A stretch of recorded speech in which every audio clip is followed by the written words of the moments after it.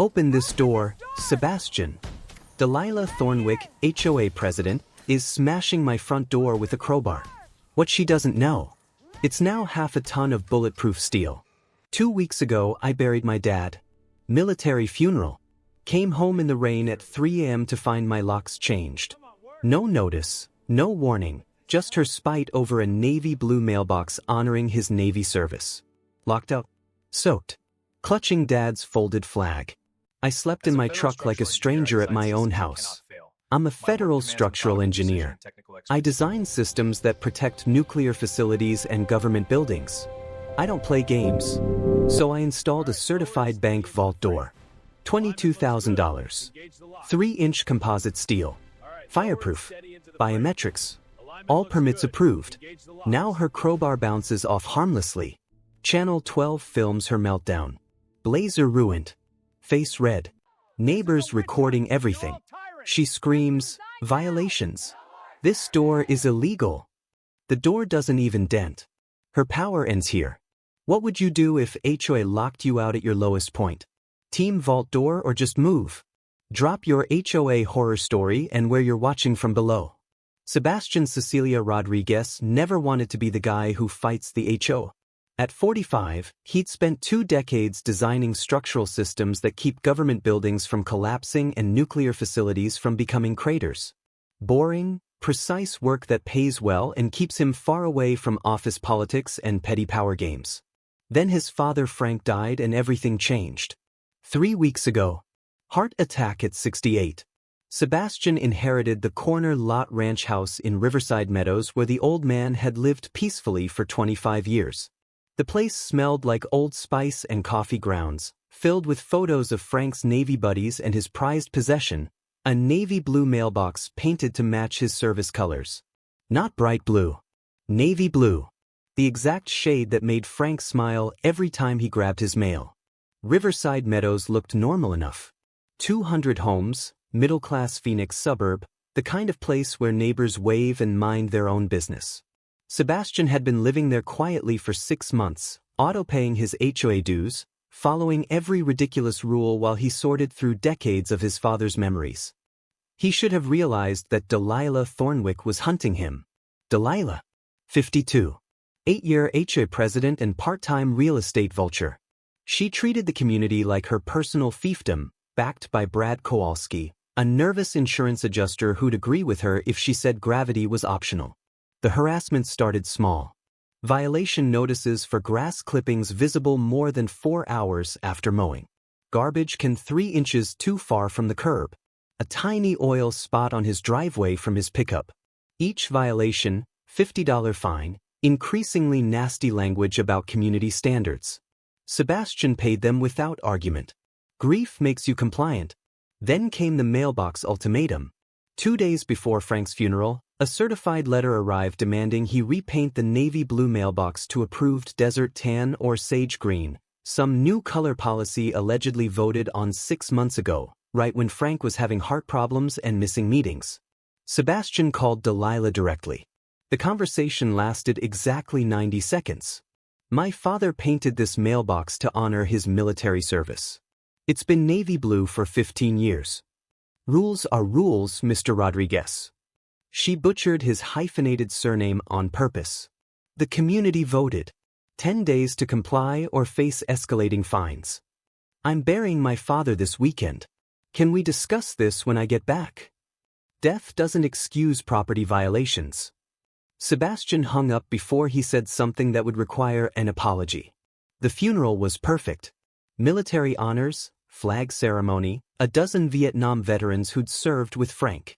3 days in Pennsylvania handling arrangements, accepting condolences, trying to process that the man who taught him precision and integrity was gone.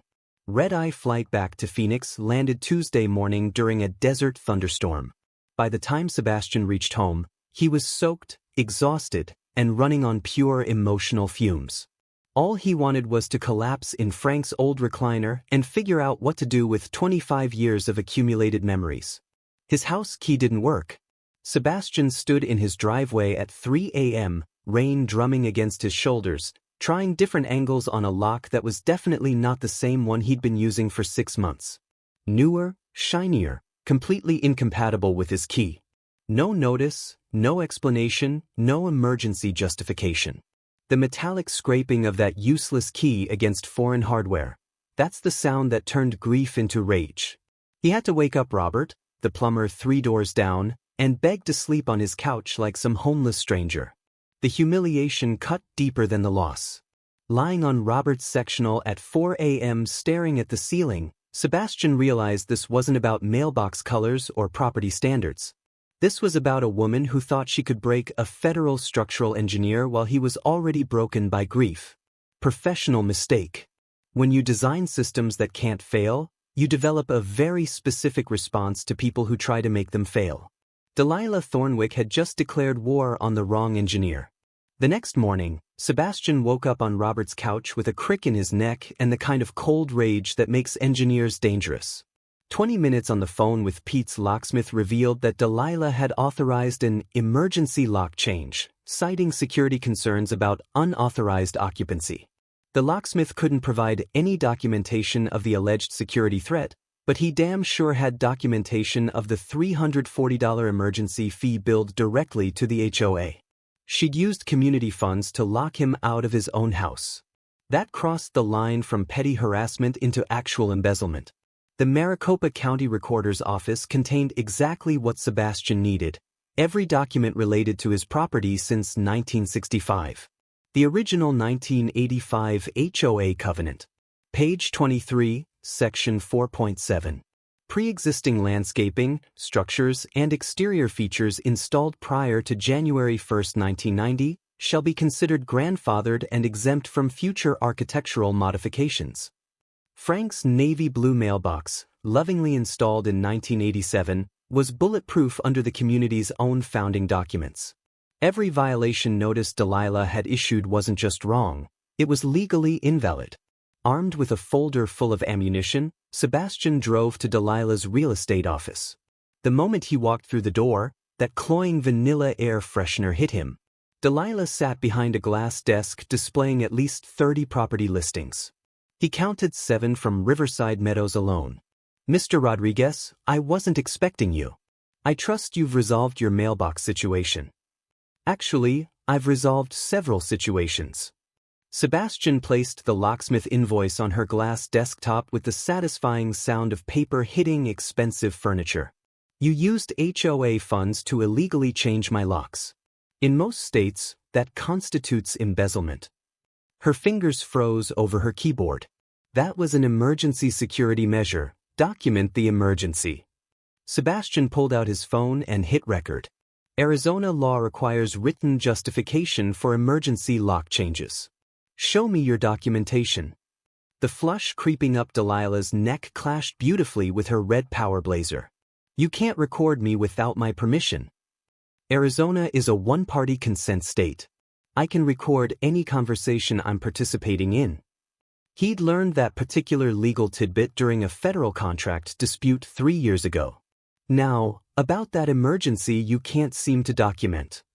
Silence stretched between them like a loaded spring. "Furthermore," Sebastian continued, placing the 1985 covenant on top of the locksmith bill, "my father's mailbox is grandfathered under the original community charter. Every violation you've issued violates your own governing documents." Delila's face went through a fascinating spectrum of colors: surprise, anger, calculation, finally settling on something that looked like panic. "That charter has been superseded by subsequent amendments." "Show me the amendments. Show me the community vote. Show me the 75% homeowner approval required for major covenant changes under Arizona law." She couldn't, because they didn't exist. Sebastian walked out 10 minutes later with a $340 reimbursement check and absolute certainty that Delila Thornwick was running a sophisticated real estate scam. His phone rang before he reached his truck. "Sebastian, this is Janet Morrison from Elm Street. Robert gave me your number.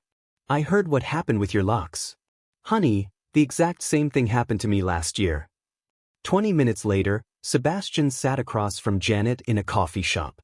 She was 73, retired teacher, recent widow whose husband had died of cancer. Delila had subjected her to 18 months of escalating harassment. She does this to people when they're vulnerable, Janet said, stirring her coffee with surgical precision. Death, divorce, job loss. She can smell weakness like a shark smells blood. How many others? 6 that I know personally. All prime corner lots, all bought by Thornwick Real Estate at 15 to 20% below market value after she made their lives unbearable. Sebastian felt that satisfying click when a complex engineering problem suddenly revealed its elegant underlying structure. Delila wasn't just a power-hungry HOA president. She was running a systematic intimidation racket to acquire prime real estate. Time to reverse engineer her entire operation.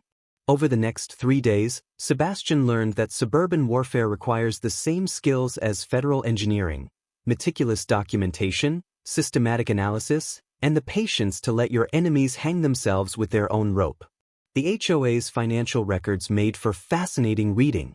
3 years of consulting fees paid to Thornwick Real Estate for undefined property management services, $47,000 that somehow never resulted in any visible improvements to community amenities. Janet Morrison proved to be the perfect intelligence asset. 73 years old with the invisibility superpower of elderly women and 40 years of experience managing 5th graders, which meant she could spot lies from orbit. Delila's rattled, Janet reported over coffee. 3 board members are asking uncomfortable questions about that locksmith bill. Maria Santos wants itemized receipts for everything. Tom Berkeley has been reading the original HOA covenants. By Thursday, Sebastian had assembled a prosecution-grade case file: illegal lock changes, procedural violations, financial irregularities, and clear targeting patterns. But he needed something that would expose Delila's entire operation in a way she couldn't spin or deflect. That's when he found the smoking gun. City planning records showed that 3 properties Delila had acquired at below-market prices were permitted for conversion to luxury rentals, a direct violation of Riverside Meadows' founding covenants that specifically restricted rental properties. The conflict of interest was so blatant it bordered on cartoonish villainy. Sebastian needed her to make an active move that would expose the scheme. So Friday evening he gave her a target she couldn't possibly resist: LED security floodlights. 6 of them positioned around his corner property with motion sensors and smartphone controls. Completely legal under city ordinance. No HOA approval required. Bright enough to illuminate his father's navy blue mailbox like a patriotic beacon visible from 3 blocks away.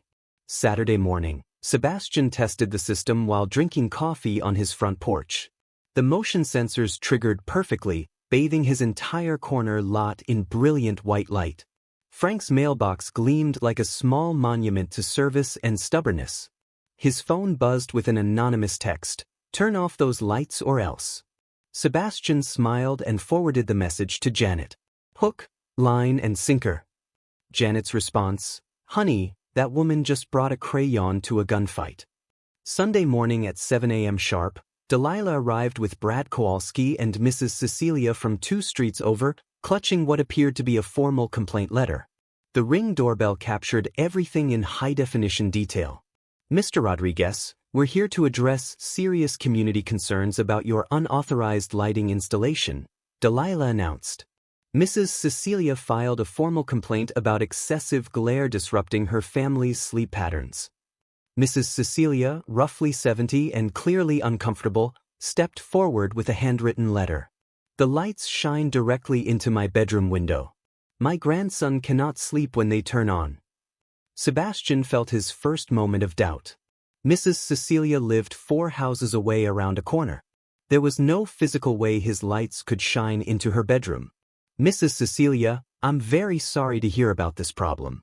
Would you mind showing me exactly where the light intrusion occurs? I'd like to fix this immediately." But Sebastian had noticed something. Her complaint letter was written in perfect English with technical lighting terminology that no homeowner would naturally use.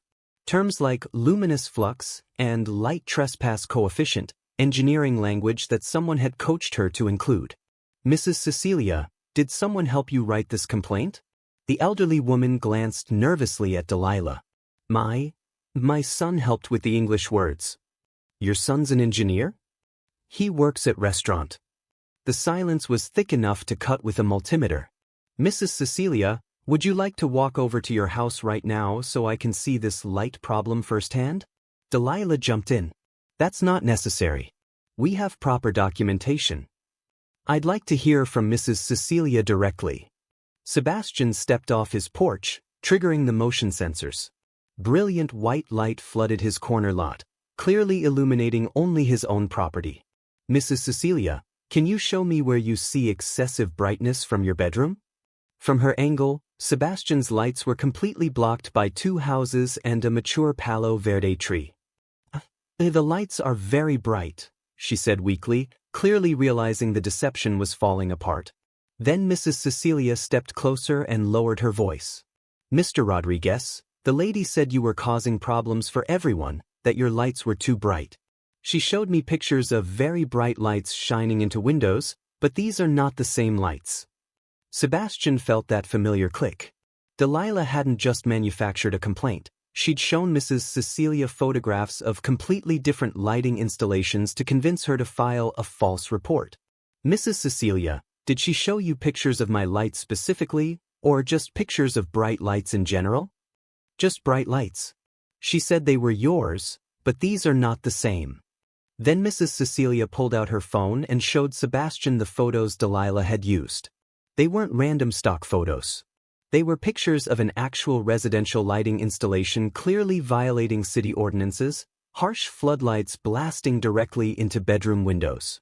Janet Morrison appeared with her borrowed golden retriever. Honey, can I see those photos? After examining the images, her face settled on pure righteous fury. That manipulative witch. You recognize it? 847 Elm Street, the Henderson property. Delila bought it last year after she tortured poor Margaret Henderson into a panic sale. The implications hit Sebastian like a freight train. Delila owned the house where these illegal lights were installed. She'd taken pictures of her own code violations and used them to frame him. She documented her own crimes and tried to pin them on me, Sebastian said. This isn't just harassment, it's systematic fraud with manufactured evidence.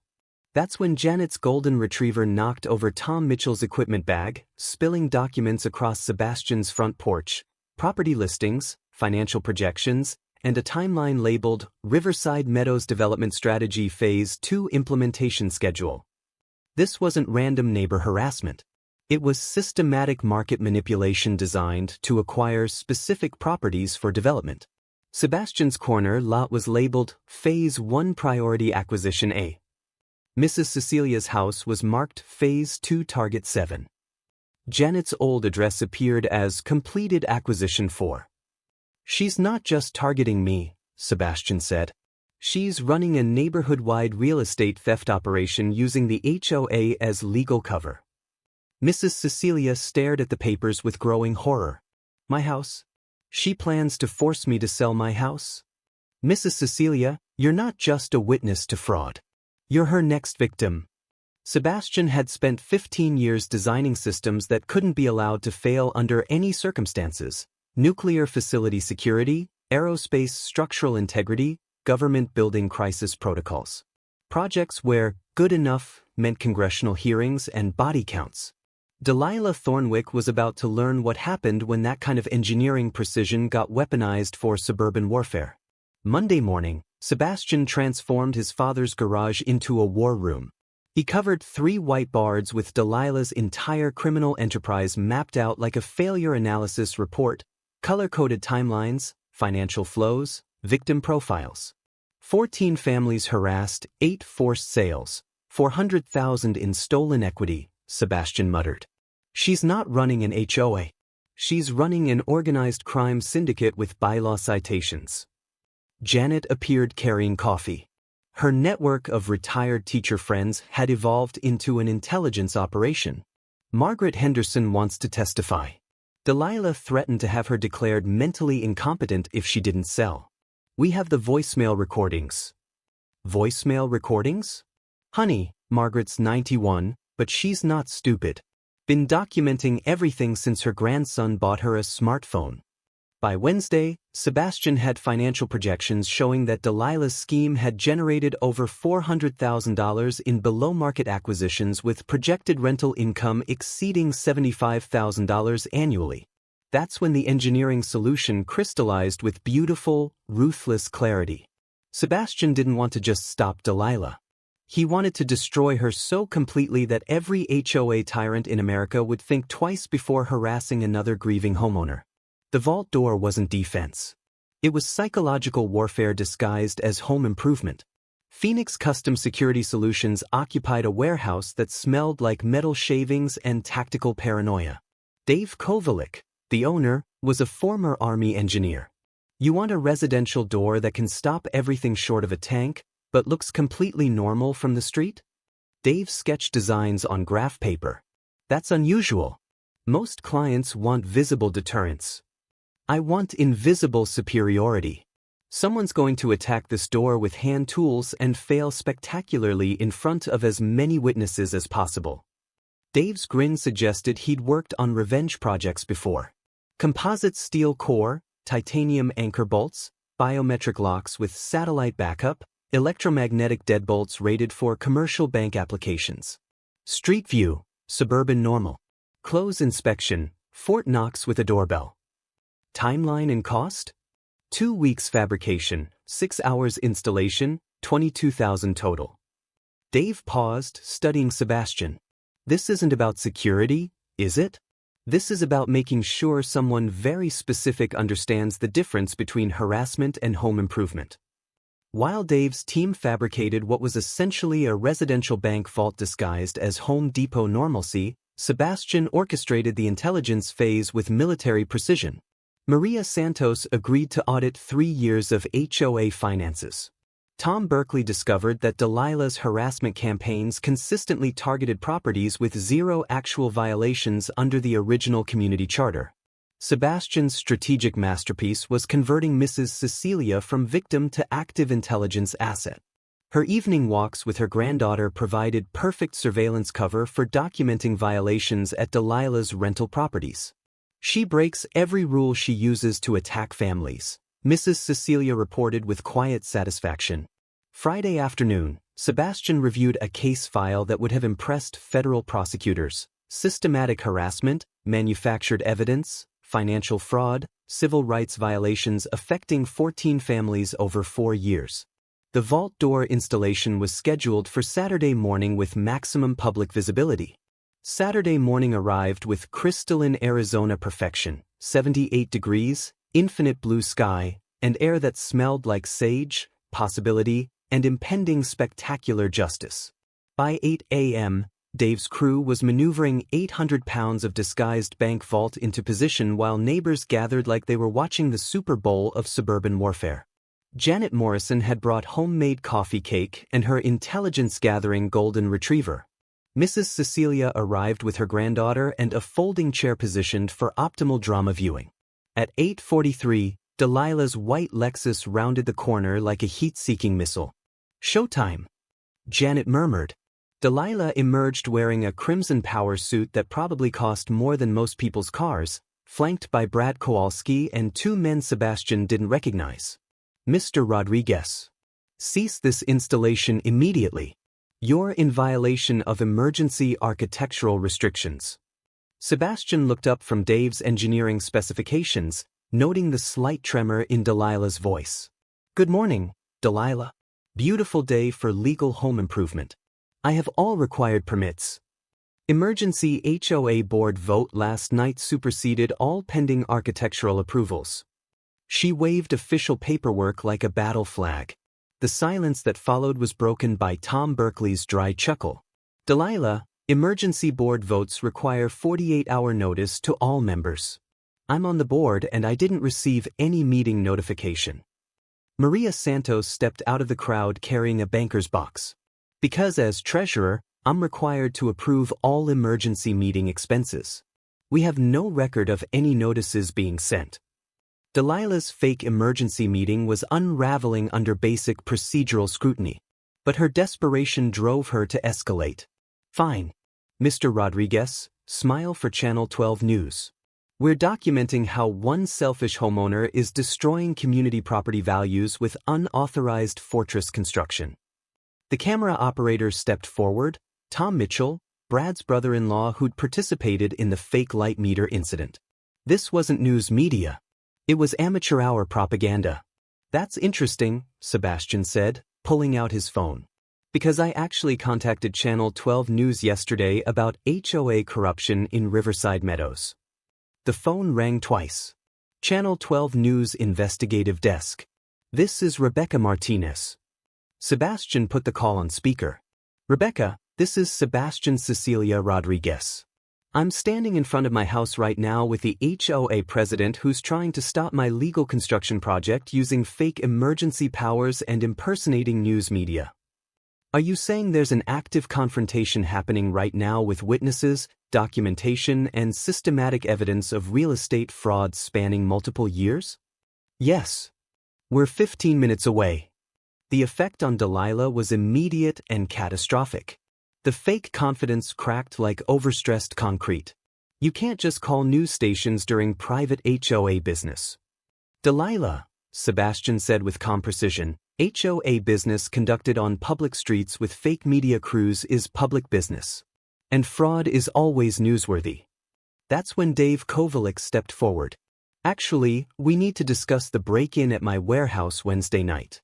Someone accessed confidential project files, including specifications for Mr. Rodriguez's door installation. Phoenix PD case number 2024-187432. The timeline hit everyone simultaneously. Break-in Wednesday. Fake emergency meeting Thursday. Building department complaints Friday morning citing details stolen from private contractor files. Dave, Sebastian said quietly, did the security footage capture any recognizable faces?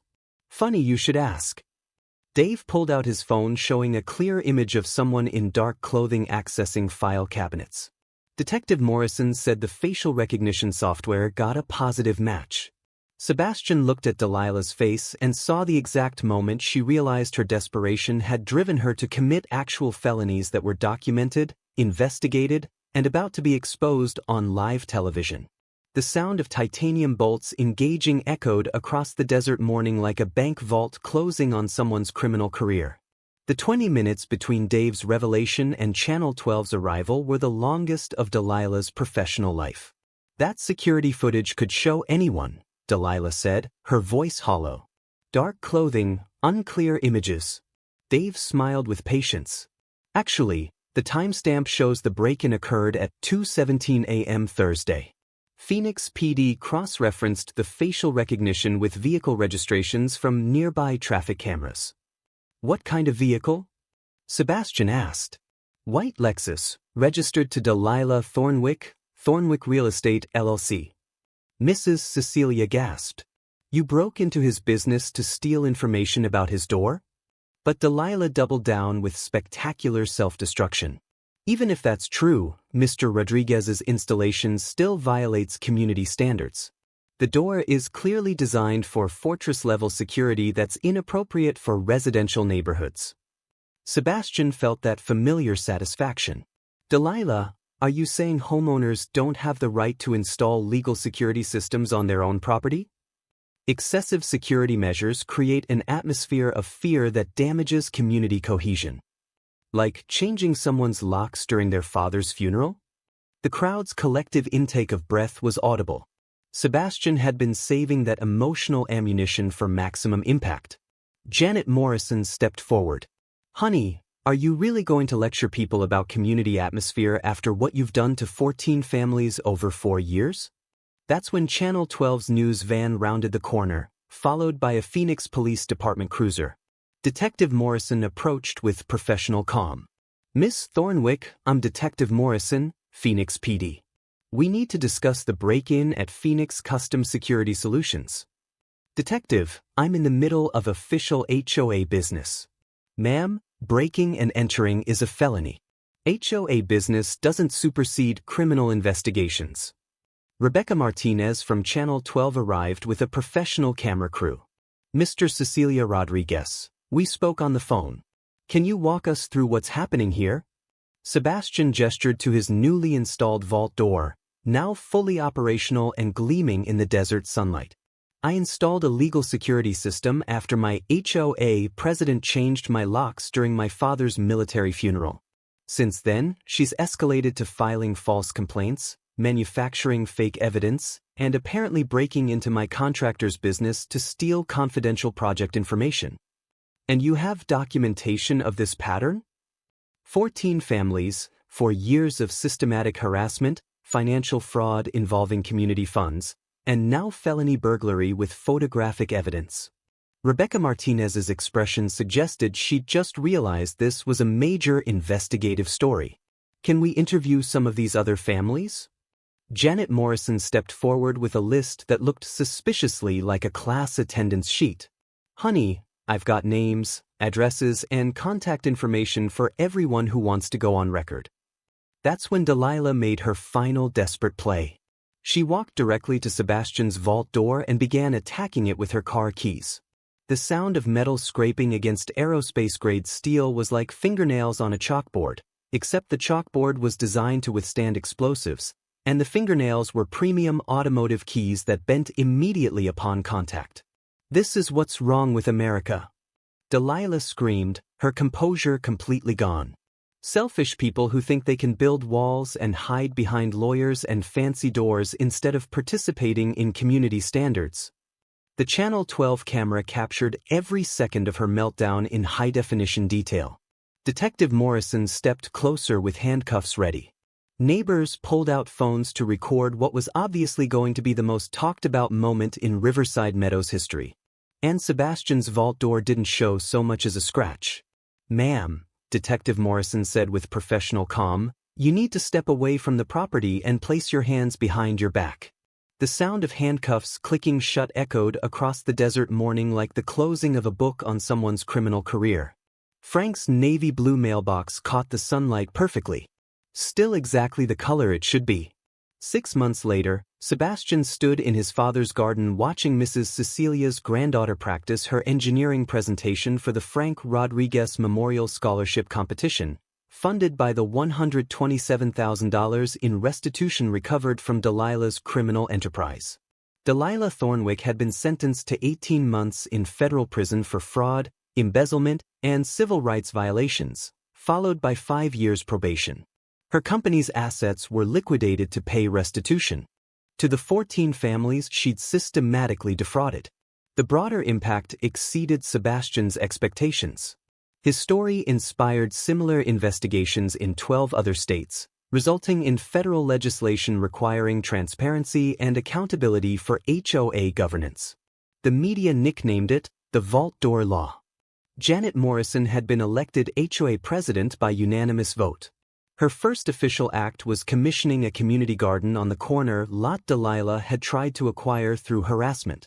The garden featured a memorial bench honoring Frank Rodriguez's military service and a plaque reading, "Home is where you plant your flag and defend what matters." Sebastian had started HOA Defense Engineering, a consulting service helping homeowners document harassment, understand their legal rights, and design technical solutions to property disputes. As the sun set behind the desert mountains, Sebastian stood beside his father's navy blue mailbox and his impregnable vault door, watching neighbors who'd been strangers become a community united by the simple principle that home ownership meant something worth defending. His phone buzzed with a text from an unknown number. "Saw your story on the news. My HOA is pulling the same scam in Tucson. Can you help?" Sebastian smiled, thinking about his father's stubborn insistence that some fights were worth having regardless of the cost. He typed back, "Send me your documentation. Let's engineer a solution." The vault door clicked shut behind him with the satisfying sound of precision machinery protecting what mattered most. The principle that in America, your home was your fortress, your community was your strength, and some doors were built too strong for any bully to break. So there you have it. Sebastian went from sleeping in his truck to owning the most secure door in Arizona. Delila went from HOA president to federal prison. And that navy blue mailbox is still standing exactly where Frank painted it. This wasn't about a door. It was about what happens when grief meets engineering precision. Sebastian could have repainted that mailbox, paid the fines, moved away like 14 other families. Instead, he understood something every bully hopes you never learn. Documentation beats intimidation. Sometimes the best defense is building something so strong that when they attack it, they destroy themselves. That $22,000 door was a statement. This is my home. Dishonor my father and you cannot touch what matters to me. Now, most of us can't afford vault doors.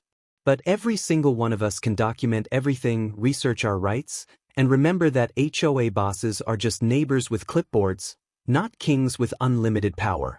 Got your own HOA horror story? Drop it below. What's the pettiest violation you've ever received?